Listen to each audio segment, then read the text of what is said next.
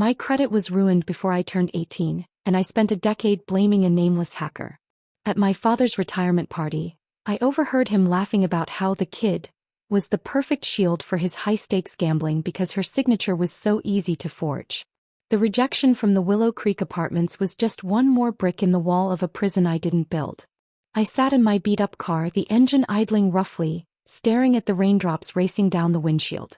For 10 years I had lived in a financial cage. It wasn't just about the money. It was the humiliation of being a ghost in my own life. I remembered my 21st birthday, a day that should have been a rite of passage.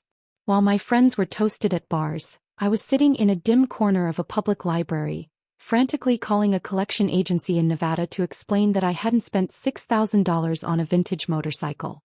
The man on the other end of the line had laughed, a dry, cynical sound, and told me that everyone says it's identity theft until the signature matches. I spent that night crying until my ribs ached, wondering how a nameless hacker in a basement somewhere could be so cruel, so meticulous, and so obsessed with ruining a girl from a town with one stoplight. My father, Arthur, was the only thing that kept me from sinking into total despair. He was a pillar of the community, the kind of man who spent 35 years at the municipal waterworks and never missed a day of work. After my mother passed, it was just the two of us against the world. He'd sit me down at the worn oak kitchen table, slide a mug of chamomile tea toward me, and listen to me vent about the latest glitch in my credit. "Don't let them break your spirit, Elle," he'd say, his large, calloused hand covering mine. "The world is full of predators who target the innocent. Some people are just born under a dark cloud, and you've got your mother's soft heart. It makes you a target for these digital vultures." He insisted on helping me protect what little I had left. Since I couldn't get a bank account in my own name without it being flagged, he handled my paychecks, depositing them into his own, secure, account and giving me an allowance in cash. I felt a profound, aching gratitude for him. I thought he was my shield, the only man on earth who wouldn't betray me. The memories of my teenage years began to shift in my mind, like a kaleidoscope clicking into a new, ugly pattern. I recalled a summer when I was 17, a weekend he called our big catch fishing trip. We had driven 4 hours to a remote cabin, but the fishing rods never left the truck. Instead, Dad spent the entire 48 hours pacing the wooden porch, his face pale and slick with sweat. He had 3 different cell phones laid out on the table and they never stopped buzzing. At the time, I thought he was dealing with a crisis at the water plant. I remembered him coming inside, his hands shaking as he lit a cigarette, and asking me to help him out by signing a stack of insurance papers he claimed were for the house. "Your handwriting is so much clearer than mine, honey," he'd say with a forced smile. "Just trace the line I drew. It's just red tape, don't worry about it." I did it happily, proud to be useful to him, never noticing the way he would quickly tuck those papers into a locked briefcase the moment my pen left the page. Then there were the vanishing luxuries. Every few months, a heavy, expensive-looking gold watch would appear on his wrist, or a brand new set of high-end golf clubs would show up in the garage. When I'd ask about them, he'd always have a story. He'd won a raffle at the lodge or he'd found a steal at a pawn shop. But just as quickly as they arrived, they would disappear. He'd tell me he returned them because we need to be careful with our pennies, and I'd hug him, feeling guilty that I had even questioned his frugality. I felt like a burden, a daughter whose bad luck was draining her hard-working father's resources. I vowed to make it up to him, to be the most loyal, supportive daughter a man could ask for. I truly believed we were 2 survivors huddling together against a storm of misfortune, unaware that he was the one who had turned on the fans and the sprinklers. The night of his retirement party arrived with a sense of bittersweet celebration. The local VFW hall was decorated with blue and gold streamers, and the air smelled of brisket and cheap cologne. Everyone was there, the mayor, the retired fire chief, and half the town. I felt a swell of pride as I watched Dad move through the crowd, shaking hands and receiving slaps on the back. To the town, he was a hero of the working class. To me, he was the man who had sacrificed his youth to raise me. I had a handwritten speech in my pocket, 3 pages of emotional tribute to his unwavering integrity and selfless protection. I watched him take a seat at the head table, a glass of top-shelf bourbon in his hand, looking every bit the respected patriarch. I wanted the night to be perfect for him. I wanted him to feel for once that all his struggles to keep us afloat were recognized. Around 10 o'clock, the noise of the celebration became a dull roar, and I slipped away toward the quiet back hallway to find a restroom and fix my smudged mascara. As I passed the small private office used by the hall manager, I saw the door was slightly ajar. I heard voices inside, the low rumbling laugh of my father and the sharp nasal tone of his oldest friend, Miller, a man known for running the local underground betting pool. I paused, a smile forming on my lips, thinking I might pop in and give Dad a quick hug. But then Miller spoke. "Seriously, Artie, how'd you keep the sharks off your back after that blowout in Atlantic City last year? That was 20 grand you didn't have." The silence that followed was brief, broken by my father's oily, confident chuckle, a sound I didn't recognize. "The kid," he said, and the words felt like a physical weight dropping onto my chest. "I told you years ago Elena is the perfect shield. Her signature is a dead ringer for mine, and she's so convinced she's being hacked by some phantom in Russia that she never even reads the fine print. I just tell her it's a school form or a tax doc and she signs her life away with a smile. She's been paying my markers for a decade and thinks I'm a saint for helping her manage the fallout." The world didn't just tilt, it shattered. I stood in the dim hallway, the paper of my hero speech crumpled in my fist, realizing that the nameless thief I had hated for 10 years was currently laughing about me over a glass of bourbon 10 feet away. The air in the hallway felt like it had been sucked out of the building. I stood paralyzed, my fingers digging so hard into the drywall that my nails began to ache. Inside that office, the laughter continued, a jovial, carefree sound that felt like a serrated blade across my skin. My first instinct was to hurl the door open, to scream until my lungs gave out, and to watch the color drain from his face in front of all his admirers. But a cold, sharp clarity washed over me. If I confronted him now, he would pivot. He was a master of the poor us narrative. He would call me hysterical, claim I'd misunderstood, and by tomorrow morning, every scrap of evidence would be ash in the fireplace. No, I had to be a better actor than he was. I took a long, shuddering breath, smoothed my hair and forced my facial muscles into a mask of daughterly pride. I walked back into the main hall with a smile that felt like it was held up by wires. I even delivered the toast. Standing on that small stage, looking down at the man who had systematically dismantled my future, I spoke about sacrifice and the importance of family legacy. Every word felt like a stone in my mouth. I watched him beam, wiping a fake tear from his eye as the room erupted in applause. I played the part of the doting daughter for 4 more hours, shaking hands with retired foremen and thanking neighbors for the bundt cakes. My mind, however, was miles away, racing through every bank statement I'd ever seen and every favor I'd ever done him. By the time we got home, the silence in the car was deafening, though he was too buzzed on bourbon and ego to notice. He hummed a tune, patted my knee and went straight to bed, snoring within minutes of his head hitting the pillow. I waited until 2 in the morning, sitting in total darkness in the living room, listening to the house creak. When I was sure he was dead to the world, I crept into his home office. It was a room I had always treated with reverence, believing it was where he did the heavy lifting of keeping our lives together. I started with the obvious places, the desk drawers, the filing cabinets, but found nothing but old utility bills and town records. Then I remembered the loose floorboard under his heavy oak bookshelf, a spot he told me was for emergency cash. I pried it up with a letter opener, my heart hammering against my ribs like a trapped bird. Instead of cash, I pulled out a small, battered black metal box. My breath hitched. It wasn't locked. He was so confident in my loyalty that he hadn't even bothered with a key. When I opened that box, my entire childhood was rewritten in the span of a few seconds.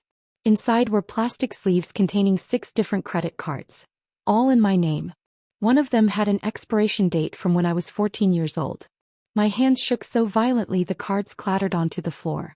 Beneath them were carbon copies of loan applications, some for high-interest personal lines and others for offshore accounts I couldn't even pronounce. But it was the signatures that broke me. Page after page of my own name, written in a hand so identical to my own that I felt a surge of nausea. He hadn't just stolen my credit. He had stolen my identity, practicing my handwriting until he could mimic the very essence of who I was on paper. I saw a gambling marker from a casino in Atlantic City for $15,000, signed on the very day I had graduated high school. While I was crossing the stage dreaming of college, he was at a cage window betting my life on a hand of blackjack. The sun rose in a sickly pale gray, and I was already in the kitchen, the black box hidden safely in my car and a fresh pot of coffee brewing. I needed to see him one more time before the world changed. When he shuffled into the kitchen wearing his world's best dad robe and rubbing his eyes, I poured him a mug. I kept my voice light, almost casual. "Dad, I was thinking about that hacker again.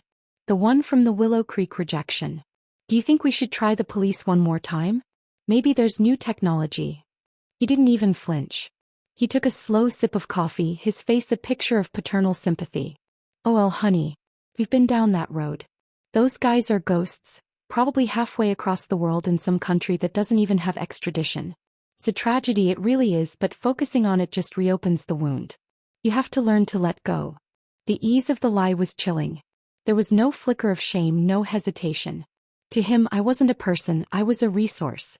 I left the house shortly after, claiming I had an early shift, but I drove straight to the park on the edge of town. I had called Detective Miller, not the man from the party but his brother, a retired fraud investigator who had always looked at my father with a squint of skepticism. We met on a secluded bench near the duck pond. When I showed him a few of the documents I'd lifted from the black box, he didn't look surprised, he looked weary. "Elena, I've been waiting for this call for 5 years, he said softly. He explained that my father's hobby was an open secret among the old-timers. They knew he was a high-stakes gambler, but they couldn't understand how he stayed afloat without a single lien on his house. "We never suspected you," he admitted, "because we figured he was too proud to hurt his own blood. But once I saw your name on a flagged list for a suspicious transfer 3 years ago, I started putting the pieces together. I just couldn't prove he was the one signing the checks." The revelation that everyone had seen the smoke while I was trapped in the fire was a different kind of pain. It wasn't just my father who had failed me. It was the quiet complicity of a small town that preferred a comfortable lie to an ugly truth. Detective Miller told me that if I wanted to clear my name, I couldn't just settle this at the kitchen table. I would have to file a formal complaint, which meant my father wouldn't just lose his retirement, he would likely face prison time. He looked at me with genuine pity. "You have to decide if his freedom is worth more than your life, Elena. Because as long as those debts are attached to your social security number, you're never going to own a home, a car, or a future." I sat in my car for a long time after he left, watching the ducks drift aimlessly on the water. For a decade I had been the victim of a nameless thief, a monster I could hate without guilt. Now the monster had a face, a voice, and a hand that had tucked me into bed every night. The grief was overwhelming, a tidal wave that threatened to pull me under, but as the minutes ticked by, something else began to harden in the center of my chest. It was a cold, focused anger.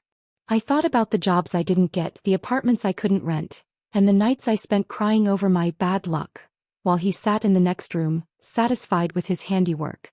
The daughter who would have died for him was gone. In her place was the architect of a new plan. I wasn't just going to clear my name, I was going to ensure that Arthur's perfect shield was the very thing that finally brought his house of cards crashing down. I started the car, my hands steady on the wheel, and began the drive to the local precinct.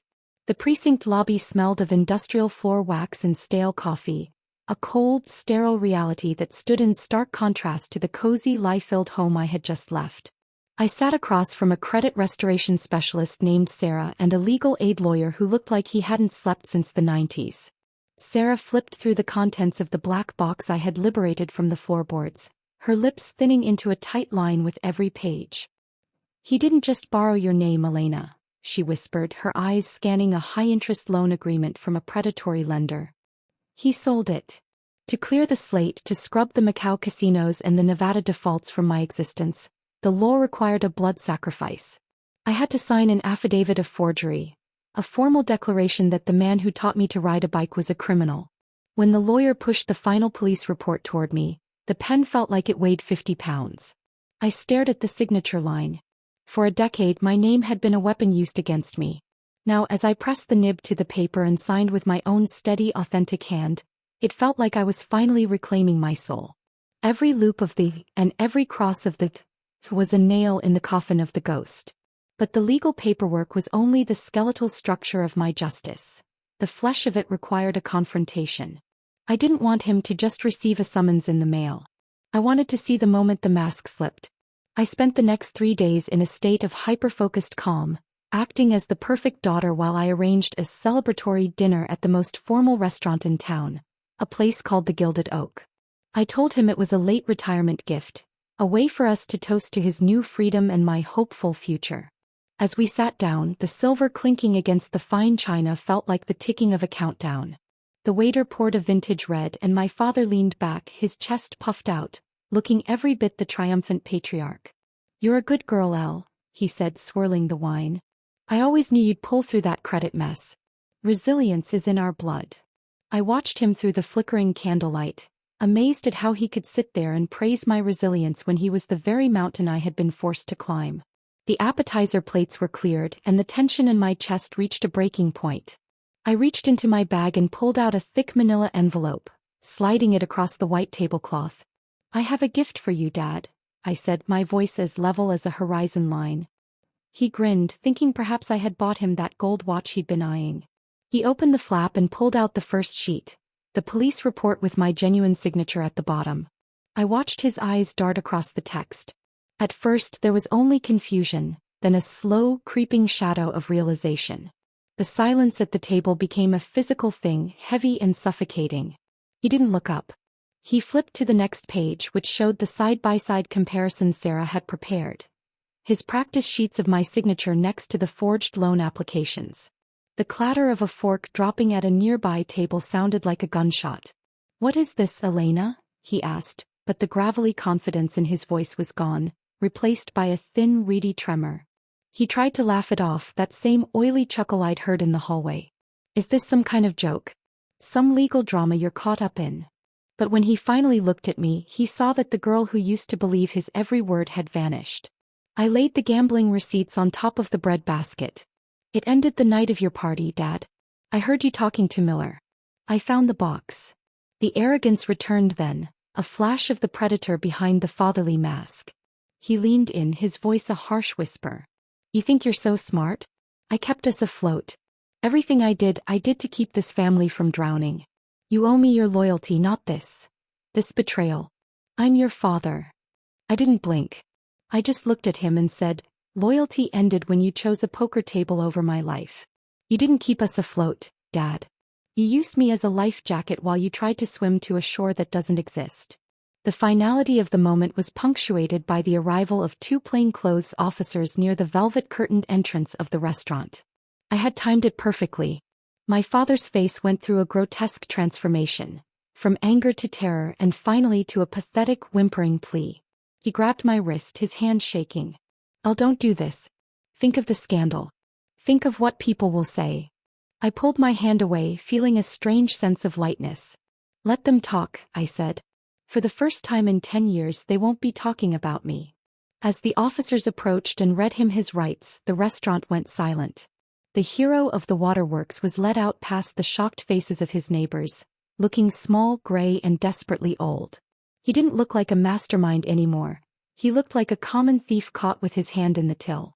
Watching him leave, I felt a pang of grief for the father I thought I had, but it was quickly eclipsed by the relief of finally being seen for who I actually was.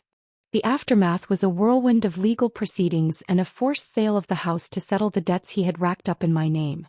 I watched from the sidewalk as a moving crew hauled out the furniture of my childhood, the sofa where he'd comforted me, the table where he'd lied to me.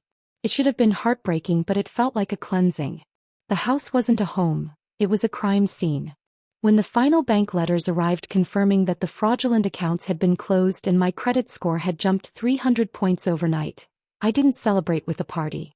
I went to a small, sun-drenched leasing office on the other side of the county and filled out an application.